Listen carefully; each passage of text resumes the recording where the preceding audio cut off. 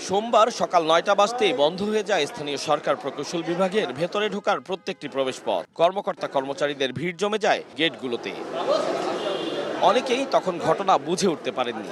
একে অন্যের সঙ্গে কথা বলতে বলতে যা জানলেন তাতে চোখ কপালে উঠল।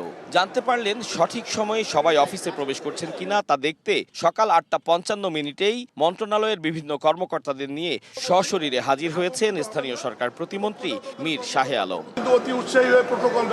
দেখা গেল বন্ধ গেটের বাইরে প্রকৌশল বিভাগের কর্মকর্তা কর্মচারীদের সঙ্গে কথা বলছেন তিনি। আর এরই মধ্যে কয়েকজনকে ভেতরে পাঠিয়ে সংগ্রহ করলেন উপস্থিতির তথ্য। পরে গণমাধ্যমের সঙ্গে কথা বলে অনেকটা আক্ষেপের সুরেই জানালেন সকাল ৯টা ১০ পর্যন্ত অন্তত ৩২% কর্মকর্তা কর্মচারী অফিসেই প্রবেশ করেননি।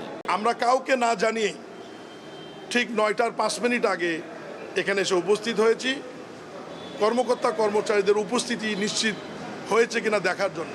মাত্র ৭০%-এর কিছু কর্মকর্তা কর্মচারী উপস্থিত হয়েছে এবং ৩০-৩২% কর্মকর্তা কর্মচারীরা ৯টা ৫ বা ১০-এর মধ্যে উপস্থিত হয়নি।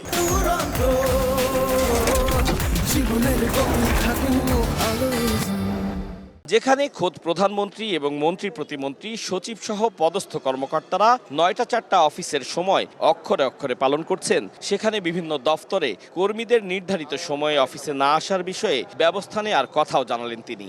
পুরো বিষয়টা নিয়ে আমাদের মন্ত্রণালয়ের যুগ্ম সচিব আব্দুল আওয়াল সাহেব একটি রিপোর্ট তৈরি করবেন এবং এই রিপোর্টটি কাউকে আতঙ্ক তৈরি করার জন্য না।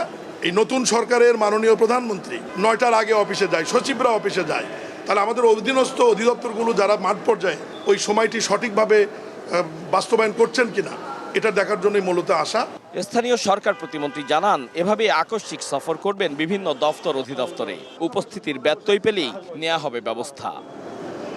আতাউর কাউসার, সময় সংবাদ, ঢাকা।